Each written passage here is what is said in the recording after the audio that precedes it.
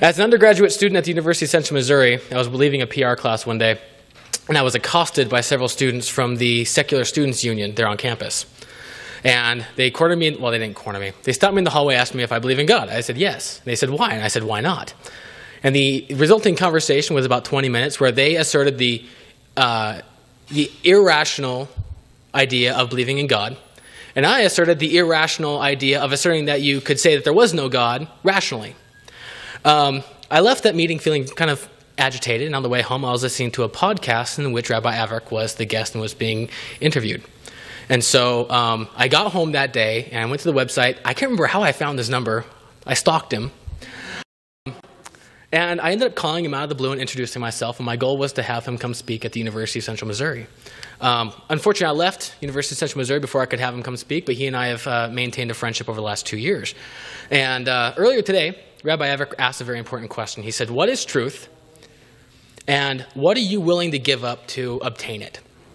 That question struck me because it's the underlying message of just about every conversation he and I have had to date. Rabbi Averick is an educator. He has spent 30 years teaching theology and religious philosophy. He taught religious theory at the, forgive me if I get this wrong, Shalavim Rabbinical Institute, or Seminary, Rabbinic Seminary, in Israel. He has also set up educational programs for the Simon Wiesenthal Center at UCLA. I butchered that when I was practicing this, so I had to get it right. At UCLA and Northridge University. From teaching high school students to aspiring rabbis, Rabbi Averick has been a force for good in the lives of just about everybody who he's touched. His work on confronting atheism and secularism have left his critics really unable to refute his powerful argument for the existence of God and his argument about the moral bankruptcy of those who seek to undermine and destroy faith. The rabbi is the father of 8 and the grandfather of 9 with a growing posterity. I consider him a friend, and I am pleased to welcome Rabbi Moshe Averick.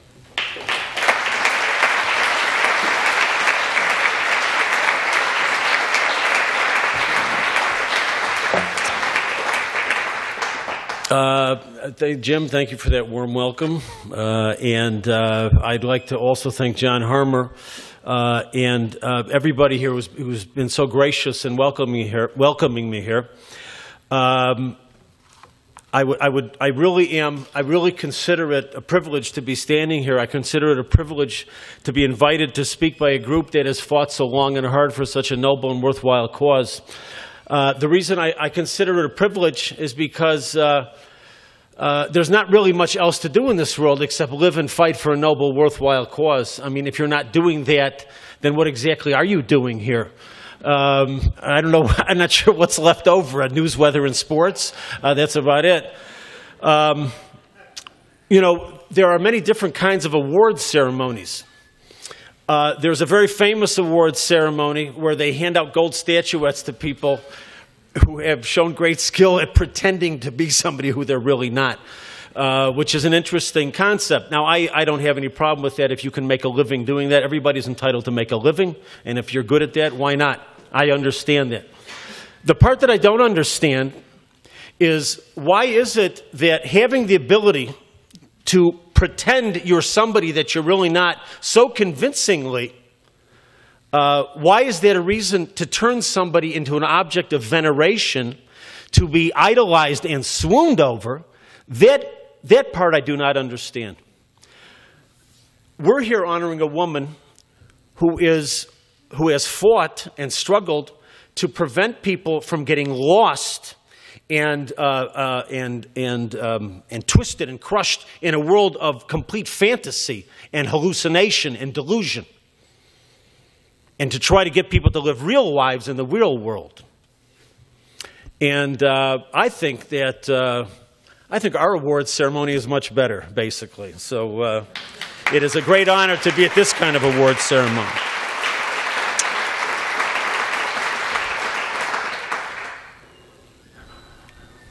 I have to confess I experienced more than a little bit of anxiety preparing to speak here. The question I kept asking myself is, what exactly is my mission here? There obviously is some reason why God has opened up this door. I never expected to get a call from somebody like John Harmer. Usually my mission is to present an intellectually compelling case for the existence of God. I don't think I need to convince many people here. Anyone's having a problem, come talk to me afterwards. You can come to the hotel. We'll have a long talk. And it occurred to me that perhaps my mission is to articulate what it is that we share. What is it that can bring an Orthodox rabbi to speak to a group of essentially primarily Mormon Christians? I know that we have at least one Presbyterian in the audience, so it's... and I was introduced to her in any case. And that is honoring a Muslim woman from Indonesia. That is not standard protocol, as John pointed out. And there has to be something, and yet here we are, right? There has to be something very, very important that we have in common that makes a gathering like this possible. And in any case, what I do hope and pray is that what I do have to say to you tonight will find its mark. And more important, much more important, make a difference somehow, in some way. I'll start with something that happened to me not too long ago. It's as good a place as any to begin. I recently started doing research at a library in one of the upscale northern suburbs bordering Chicago. And in this library, there's a large room with about 30 or 40 computers for public use. The very first time I walked into the library, I was absolutely dumbfounded. There was a man sitting right in the middle of the room at one of the screens watching pornography. And he was not like hunched up in the corner, like pretending to be hiding behind a newspaper. People were sitting on either side of him. People were walking around. I was absolutely stunned. And I looked to the service desk where the people who were in charge of the room, and I very quickly realized how naive my reaction was, because it was clear nobody really cared, or if they did care, they certainly didn't show it. And this has happened more than once. What was so shocking was the nonchalant attitude of this man. He was sitting there without a care in the world and without the slightest bit of apprehension that anyone would say a word to him. And nobody did, including me. We all know that the very first reaction of Adam and Chava, Adam and Eve, after eating from the forbidden tree, was an awareness of their nakedness in a sort of a desperate scramble to cover themselves. Now, in the Torah, in Scripture, as the story unfolds, nobody is instructing them, nobody's teaching them, nobody's persuading them to feel shame and to cover themselves. It is a spontaneous reaction. And what the Torah is telling us here, what Scripture is telling us and proposing to us, is that feeling shame at one's nakedness is not some neurotic hang-up. It is not a reflection of psychological pathology. It is an inherent, natural, inborn human quality and reaction. Now, don't get me wrong. It's obvious that it can be erased. We can override it. We can lose it. But it is still there. Now, what is this shame exactly? If you have a dinner party and with a number of your very closest friends, and your 2-year-old boy or girl starts running around without clothes on, everybody thinks it's very cute. If your 12-year-old boy or girl starts running around without clothes on, or your 16-year-old boy or girl starts running around without clothes on, nobody thinks it's cute at all. People are going to feel very uncomfortable. And the obvious difference is sexual maturity. A 2-year-old is not a sexual being. A 16-year-old most definitely is. Well, so why should that cause shame? And the answer lies in the very nature of what a human being is. The 3-letter Hebrew word Adam, which is transliterated as Adam. Adam, of course, doesn't really mean anything at all. But the word Adam in Hebrew means human being. And in the very construction of the word, it already begins to define for us what a human being is. The first letter of the word Adam is the first letter in the Hebrew alphabet, which is Aleph. Now, the name of the letter itself has a meaning, as do all the names of the letters in the Hebrew alphabet. Aleph is an aluf. Aluf means a champion, a chieftain. In Scripture, many of you, I'm sure, are familiar with where it talks about the chiefs of Edom. That is the Alufei Edom. In Israel today, a general is called an aluf. The second part of the word, Adam, Dam in Hebrew means blood. What is the Adam? What is a human being then? A human being is a combination of godliness, of transcendence, and dam, of gross physicality. We have a material body that essentially operates just like the body of every other living creature. And we have a godly soul that distinguishes us and makes us absolutely unlike every other living creature. We have a part of us that yearns for truth, for transcendence, for morality, for meaning, for purpose, for sacrifice for a noble cause. And there is another part of us that is not interested in any of those things at all. That other part of us is interested in nothing more than endless self-indulgence. Now, that self-indulgence can take many different forms, and in human beings, that self-indulgence can sometimes be very sophisticated, but it is self-indulgence nonetheless, because it is all self-directed. And when we stand naked, we are very aware of that part of ourselves that has this self-directed animal drive and animal life of its own. And we instinctively feel shame and we want to cover ourselves because that is not how we want to be identified. That is not where we want our essential identity to stem from. Now, it is not because there's something bad about the human body. On the contrary, the human body is a masterpiece of divine wisdom, divine design, divine artistry. It's not because we're prudish.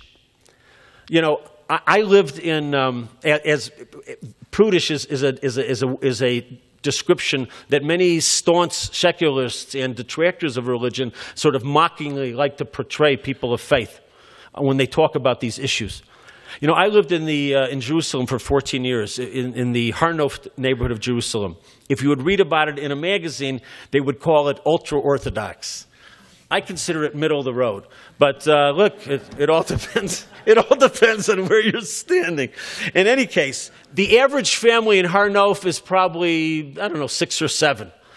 Families of 8, 10, 12. John told me he has 10 children. What a fabulous thing to have 10 children.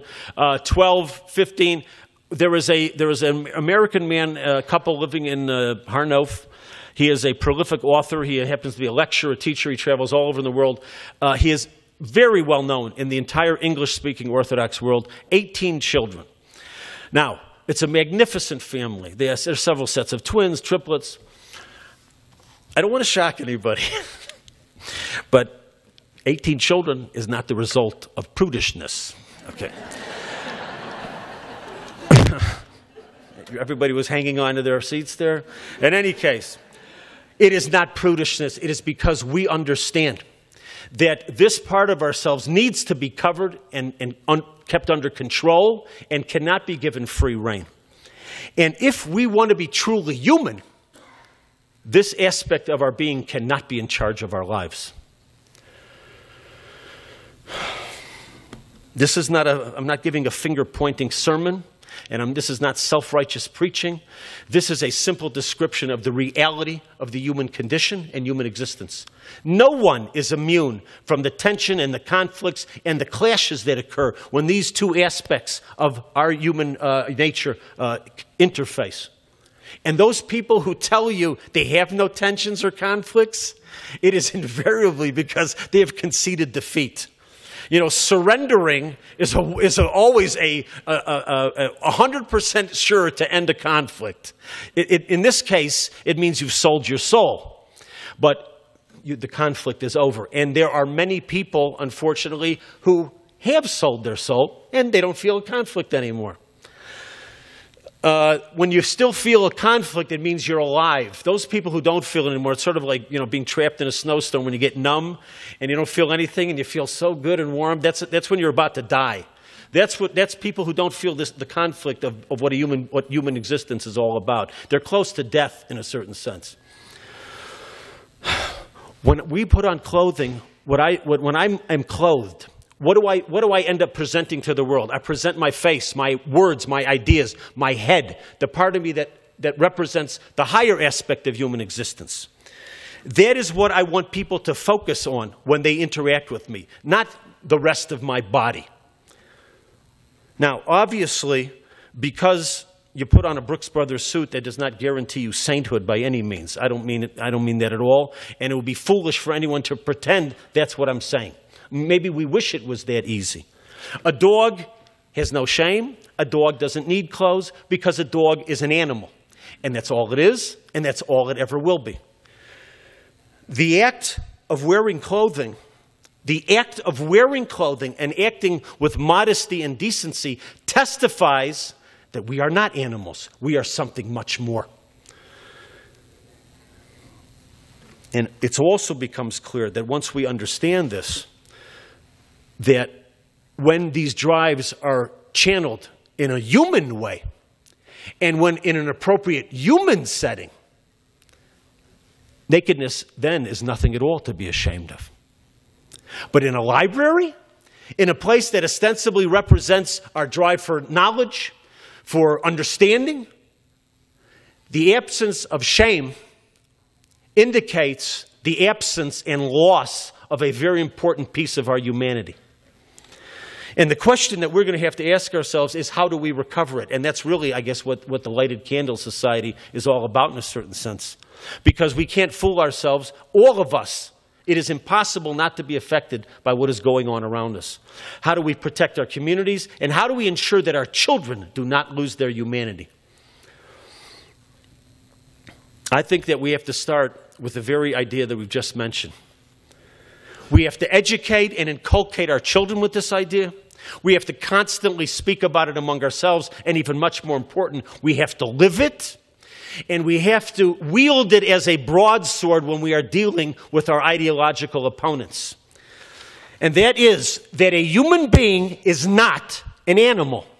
That may sound like almost a truism. It is not a truism anymore for anyone who's had any experience, particularly if you go into the university campuses today. That is not a fact. A human being is not an animal. The most revolutionary and transformative idea in the history of mankind is found in the first chapter of Bereshit, of Genesis. Man is created in the image of God. Man reflects his infinite and transcendent creator. This is what the greatness of a human being is all about. And it is also this idea that underlies everything that is good about the United States of America. The greatness of this country is not democracy, or at the very least, it is not just democracy. We all know the old saying, democracy is nothing more than two wolves and a lamb deciding what's going to be for dinner. Maybe some people haven't heard that saying, but all of us know that there are any number of vicious tyrants and despots, both past and present, who have used democratic elections and the democratic process to ascend to power. A democracy is only as vibrant as the values and the principles of the people who practice it. If our values are clear and firm and resolute, then our democracy will flourish. And if not, we will vote ourselves straight into hell. That's what will happen. That's the inevitable outcome. I think that most of us understand that the foundational principle of the United States is found in the Declaration of Independence. We hold these truths to be self-evident, that all men are created equal, that all men have been endowed by their Creator with unalienable rights. The value of a human being flows from his relationship to God, not because he emerged out of the prehistoric muck and by some evolutionary fluke managed to emerge at the top of the food chain. You have to understand something. To the atheist materialist, objectively speaking, as much as they may try to avoid confronting it directly, the human being is to the lobster what the lobster is to the cockroach. And what the lobster is to the cockroach is to the paramecium. In the words of one atheistic scientist, we are nothing more than jumped up monkeys.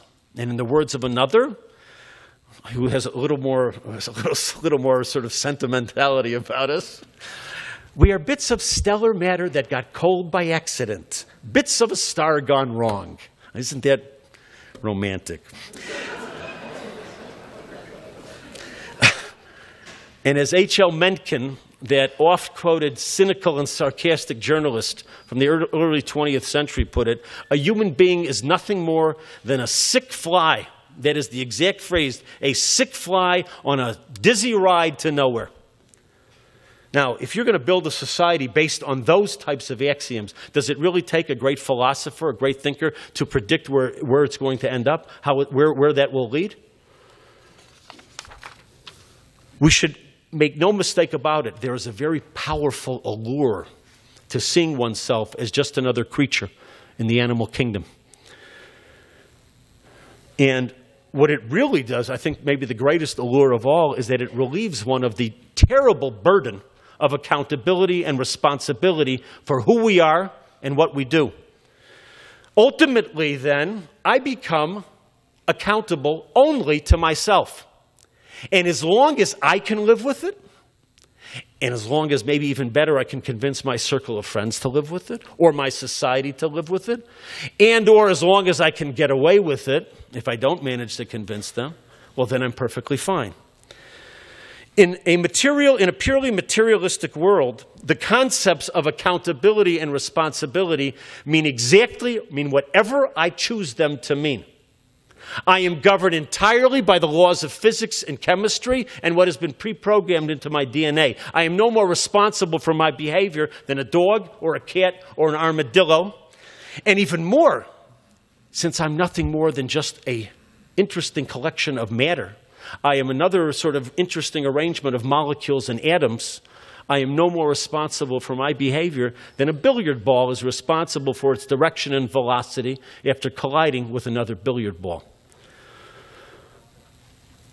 You have to understand something, and I'm sure any number of people in the room do. I'm not presenting you here with some abstract, theoretical, philosophical construct here.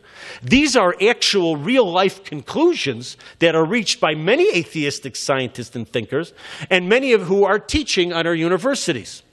I could give you endless examples. Shameless plug, you could find them in my book. But in any case, I'm only going to read to you one, which is representative of a very large people who think this way. This is from an article entitled, "Why You Really Don't Have Free Will." It's written by a rather outspoken and a well-known atheistic professor of evolutionary biology at the University of Chicago. This appeared in USA Today, January 1st, 2012. Quote, "Perhaps you've chosen to read this essay after scanning other articles on the website. Or, if you're in a hotel, maybe you've decided what to order for breakfast and what clothes you'll wear today. You haven't. You may feel like you've made choices, but really, your will had no part in that decision. So it is with all of our other choices. Not one of them results from a free and conscious decision on our part. There is no freedom of choice, no free will. And those New Year's resolutions you made, you had no choice about making them, and you'll have no choice about whether you keep them." Recently, the same professor of biology on his website wrote a tribute to a man who he considered one of his great heroes, Clarence Darrow, the very famous attorney who died in 1938. He writes the following, "I realized that Darrow's entire philosophy of criminal justice hinged on his notion that criminals had no free will. They couldn't choose to commit or refrain from crime, but were conditioned completely by their constitutions and environment." He then offers this description of one of Clarence Darrow's most famous cases, the Leopold and Loeb murder trial that took place in Chicago in 1924. Quote, "Nathan Leopold and Richard Loeb were two brilliant Jewish students at the University of Chicago who, influenced by Nietzsche, decided to commit the perfect crime. And as most of you know, they did try to commit a perfect crime. They murdered a local 14-year-old boy, neighborhood boy by the name of Bobby Franks. He also happened to be the cousin of one of the killers. He then cites the words of Clarence Darrow himself from the transcripts of the trial as he, in his closing arguments, he was pleading with the judge not to give them the death penalty. Listen carefully to what he says. Why did they kill little Bobby Franks? Not for money, not for spite, not for hate. They killed him as they might kill a spider or a fly, for the experience. They killed him because they were made that way. Because somewhere in the infinite processes that go to the making up of the boy or the man, something slipped.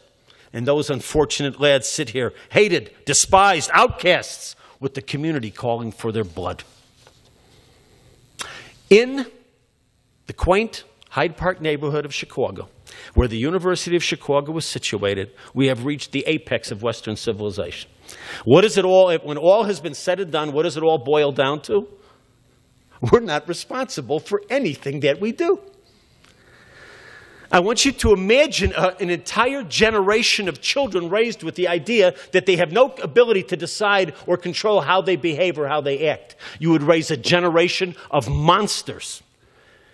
Because if you believe, as did Nathan Leopold and Richard Loeb, that you are a Nietzschean Übermensch, a Superman who is not bound by the moral constraints of the inferior mortals that surround you, then you will act as if you are not bound by the moral constraints of the inferior humans surrounding you. And if you believe as Leopold and Loeb believe, that human beings are spiders and flies, then you will relate to them as you would spiders and flies.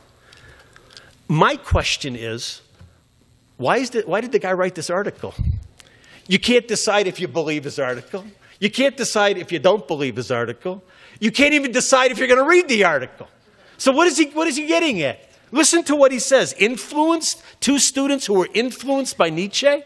How can you be influenced? Influence means before I learned it, I had one worldview and I acted this way. After I learned it and that makes sense, I decided to act this way. How can you possibly do such a thing unless you have the ability to evaluate and decide? What is Clarence Darrow pleading with the judge for if there's no free will? The judge can't decide to hang them. He can't decide not to hang. I'm being serious. I mean, isn't this the obvious question? You should hear this professor rant about how stupid religious people are. Well, what does he want from me? I had no choice but to be this way. You had no choice to be you're laughing, but this man is a full professor at the University of Chicago. And if you want to see how really ridiculous this whole thing is, I want you to imagine this man on a mission. His wife sends him on a mission to the local Home Depot to buy paint for the living room. Okay, the clerk says, well, professor, which color do you want? Do you want the peach or do you want the off-white? And he says, I'm not really sure. Why don't you choose for me? No, I don't mean choose. You can't really choose. What I mean is, you decide. But you can't really decide. What I mean is, it's really just an inevitable outcome of of this cause and effects of physics and chemistry. A million years ago, it was inevitable that what color you would choose, but you're not really choosing. So, no. What I mean is, just do whatever it is you do when you think you're actually choosing which color you want. Okay. So now we switch back to the clerk who's standing like this. And he says, Professor, are you feeling all right? Are you? He says, are you under stress? Are you up for tenure this year? Is that what's happening? Or, in any case, at this point, his wife calls and says, dear, I didn't like the color you picked last time. I want the peach this time. That is my favorite color. Okay? She hangs up the phone. Now, at this point, if he brings home anything else, any other color, he's going to get a real lesson in free will and accountability for his actions. Okay? And as that night, as the dog is sleeping in his bed, and he's out in the dog house in the backyard, and he is screaming up to his wife, he says, honey, I couldn't help it. I was compelled. I couldn't choose the peach. At any rate, that will work. What it will work is this man is a professor of evolutionary biology, and what's going to happen is that natural selection will ensure that he doesn't pass his genes on to the next generation. Okay, because survival of the fittest teaches us that the only men who have offspring and pass their genes on to the next generation are men who listen very carefully to their wives' instructions about the color of the living room, okay? Now, as I was sort of going through this scene in my head, I think, boy, this is like a really funny scene with the clerk and his wife. And maybe we could make something like that into a play. Maybe we could even have like a Broadway play. What would we call it? The Book of Atheistic Nonsense? Would that be a good play? Anyway, yeah, right. Anyway, the book of something, I'm not sure what. But in any case, besides the monstrous implications of such a worldview, it also happens to be incoherent drivel. So the question is, why is he saying this? Don't misunderstand. This happens to be an extremely intelligent man, an extremely accomplished man. I don't know about the humanities at the University of Chicago anymore, but you do not become a full professor in the hard sciences without, being a man of accomplishment. And the reason he says it is very simple. Because once you admit that you have a will that is not bound by physical laws of cause and effect, well, then what is this force? What exactly is it? It seems to be not physical. It's starting already to sound suspiciously like a soul. And once you're already entertaining the idea of a soul, you're only a half skip away from God himself. And to this man, that is entirely unacceptable, and to people like him. And therefore, he would prefer, and many people like him, would prefer incoherent drivel rather than having to deal with God. And the real tragedy, and the real heartbreaking tragedy is that people like him and many other men and women like him have been entrusted with educating our children during the most crucial and formative years of their lives. We have to constantly have it crystal clear human beings are not animals. If in order to give life to one Down syndrome baby, it became necessary to kill every humpback whale and every black rhino and every Siberian tiger and every polar bear in the world, we would do so without hesitation, without a second thought, and with a crystal clear conscience. All the animals in the world are not worth the life of one human being. And we have to realize how powerful our idea is, how powerful this fundamental concept is. Imagine, please, if you will, I'll introduce it like this. When scientists want to highlight the difference between the electromagnetic force and the force of gravity, which are obviously two of the fundamental forces in the physical universe, they use the following illustration. You take a nail, throw it up in the air as high as you can. It's going to come down. You need a rocket ship to escape the gravitational pull of the Earth. However, if you take that same nail, you put it on a table, and you take a tiny magnet and you hold it over the nail will jump up to the magnet in defiance of gravity. And what that means is that in this tiny magnet, there is more force than the gravitational pull of the entire Earth. That is how much more powerful the electromagnetic force is relative to the force of gravity. Now, keeping this metaphor in mind, I want you to imagine, God forbid, an earthquake like that horrible one that was in Haiti, and destroyed buildings and corpses in makeshift cemeteries, and no water or food, electricity, and people they're digging for survivors under the rubble.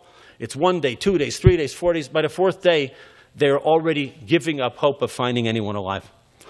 And then suddenly, they hear from under the ruins of a collapsed building what is clearly a baby's cry. All of a sudden, they start digging feverishly. Word spreads. A crowd gathers. A few hours later, one of the rescuers emerges holding this baby, and everybody can see it's moving, it's crying, it's alive. And there's a spontaneous eruption of cheers of joy from the crowd. Now, I'm sure many of you, I've seen footage of scenes like this. I'm sure many of you have also. This is a moment of incredible elation, but it's much more than that. It is a moment of redemption. What it means is that this one baby reaffirms the incredible power and greatness and richness of life. It doesn't make all the pain and suffering go away, any more than the magnet makes the gravitational pull of the Earth go away. But what it tells you is that one life is more powerful than even all the death and devastation that is surrounding it. And we have to ask ourselves a question. What's the big deal? A jumped-up monkey? You saved a jumped-up monkey? You saved a sick fly? And obviously that is total nonsense. That baby is not a glorified bacterium that emerged out of a pond of scum. That baby reflects the glory of God Almighty himself, and that is the brilliance and the greatness of the moment. We have to understand how powerful that is. I want to tell the tale from a slightly different perspective. The exact same scene, a cry is heard from beneath the rubble, and they emerge with what is obviously a pregnant woman in the later stages of pregnancy. They rush her to the hospital tent. Okay? Word spreads. The crowd gathers. The press now has cameras, has microphones, has lights. And the doctor emerges, still in his scrubs, a little bloody, and he's got a big grin on his face. And he says, ladies and gentlemen, I have wonderful news for you. We came close, but we got there just in time. I want you to know that despite all the suffering and devastation that's surrounding here, we have not forgotten the noble principle of women's reproductive rights. And we have successfully performed a textbook perfect late-term abortion. Ladies and gentlemen, I am proud to announce to you that the pregnancy has been terminated.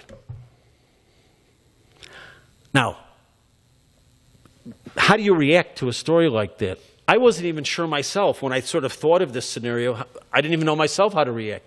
I told it over to a number of people. And basically, it ranged from sort of like a nervous smirk to a look of total puzzlement. But the comment that best encapsulated all the reactions was one guy said to me, people said it's absurd, it's surreal. But one guy said like this, he said, it sounds like a Monty Python skit.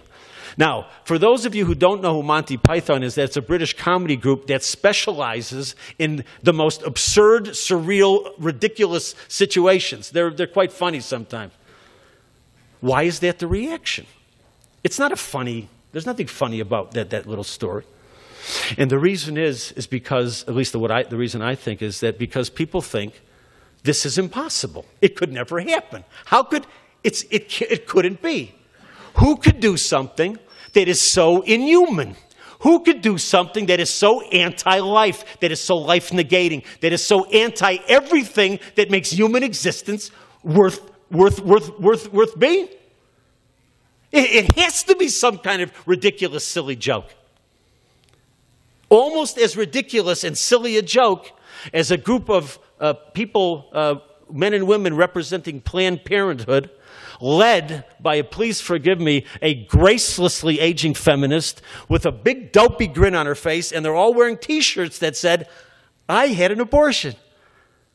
That is a Monty Python skit come to life. Impossible? This is happening all around us. We've just had to make peace with it, or else you go crazy. If you don't make peace with it somehow, you go mad. There is a reason why the unrestricted, absolute, unconditional right to destroy an unborn child is a cardinal dogma in certain ideological circles. Because it is a very powerful statement to the effect that says, you are not going to force me to face the consequences of my behavior. You are not going to force me to be responsible for my actions. And you are not going to interfere with my party, whatever form I want that party to take. Because all of us know nothing spoils the party like news that a baby is on the way. It is also a powerful statement to the effect that there is no inherent value in human life. Human life has as much value as I am prepared to assign to it. As much as it fits my agenda, that's how much value I am prepared to give to human life. And this is the reality, despite what some might be well-intentioned people say or think. And this really brings me to the final point, and maybe where this is all leading. And that is, if the goal of a society is to produce animals, jumped-up monkeys, if the goal of a society is to produce two-legged, upright, walking primates called Homo sapiens, it is a relatively simple process. All you need is a willing sperm donor and an available uterus. You can have as many as you want. But if your goal is to produce human beings, if your goal is to produce an Adam, that is a different proposition altogether. For that, you need a mother, and you need a father, and you need tremendous devotion and loyalty and self-sacrifice and accountability and responsibility and blood and sweat and tears and many sleepless nights, and you're going to have to miss many parties. But you, in the end, you will have produced a human being. If you want to produce human beings, you need a husband and a wife and a family and a home. Marriage and family is the incubation chamber to produce human beings. And isn't that a career that's worth undertaking? You know, I would suggest really that it's not even so much about family is not so much about children as it is about husband and wife. I once heard the following from a veteran therapist. Now, it could be he was just stating the obvious, but I'd never heard anyone quite put it this way. He said the following. He said, the true inner sense of identity, the true deep sense of security that a child has does not come from the love that that child receives from his or her parents. That really profound sense of security comes when the child sees the love and devotion that the parents have for each other. Isn't that a blessing? Isn't that the most beautiful gift that parents could give their children? And as I said, isn't that a career worth undertaking?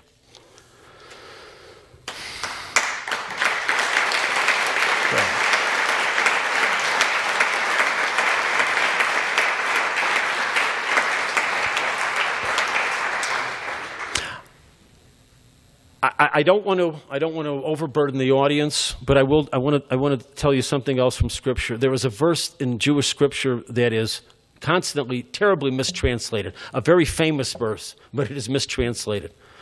It is not good for man to be alone. If that was the translation, it would mean the following. There's a lot of things that aren't good for a man. It's not good to get sick. It's not good to fall down and hurt yourself. It's not good to lose your job. And it's not good to be alone. Maybe it's higher up on the list. Maybe it's the top of the list. But it's just one of many. That is not the proper translation of the verse. It simply does not take into account the construction of the sentence, nor the particular use of the Hebrew verb to be that is used there. A more accurate translation is, being that man is alone, or inasmuch as man is alone, it is not good. And a proper, maybe a full proper translation is, being that man is alone, he exists in a state that is defined as, quote, not good. When a man has no one but himself to turn to, he is de facto in a state of self-absorption and selfishness. He only finds goodness when he is devoted and committed to someone outside of himself.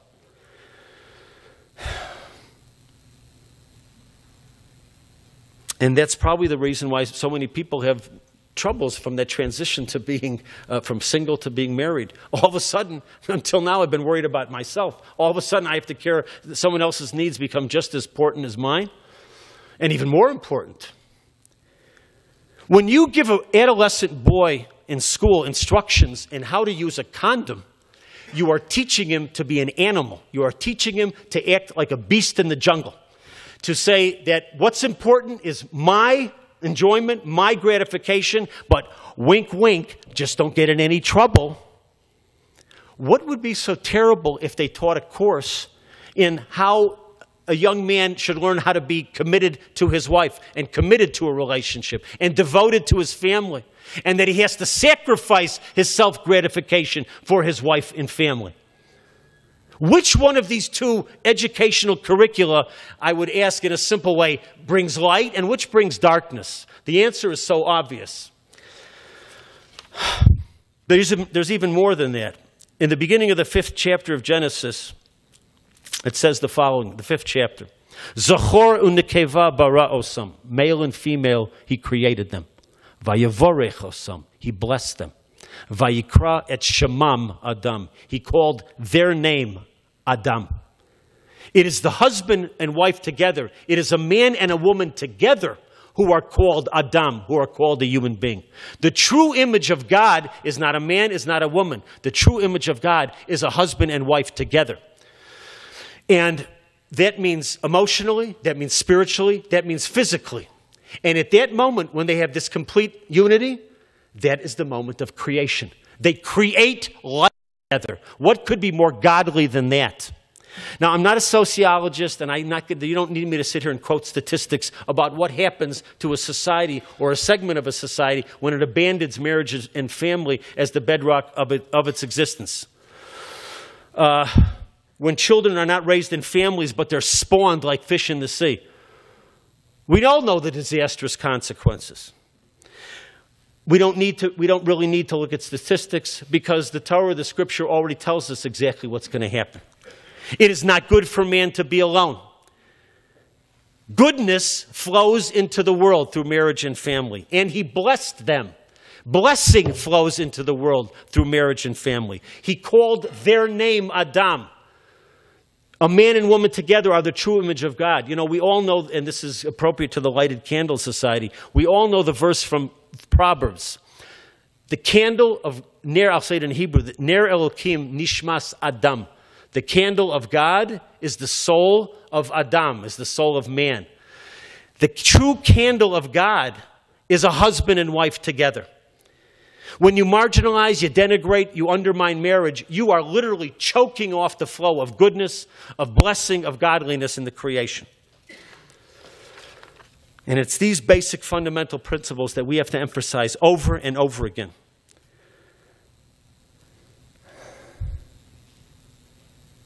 It may seem at times that we are facing a tsunami, but I want to quote you in closing, I want to quote you one saying from one of the great Hasidic masters, Rabbi Nachman from Breslov. He said, if you believe, and I think as all of us do, that it is possible and that we have the ability to corrupt and destroy, then also believe that you have the ability to rebuild and renew and recreate. And in closing, I have two hopes. The first is I hope that in some way I've fulfilled my mission in coming here tonight. And I also hope that in our lifetime we will experience that day when the knowledge of God covers the earth like the sea. And as the prophet says, in God's name, V'haviosim el har kodshi v'simachtim bebeis tefilasi. I will bring them to my holy mountain, and I will cause them to rejoice in my house of prayer. Ki beisi beis tefillah yikarei lechol ha'amim. Because my house will be a house of prayer for all the nations. Thank you so much, and God bless you.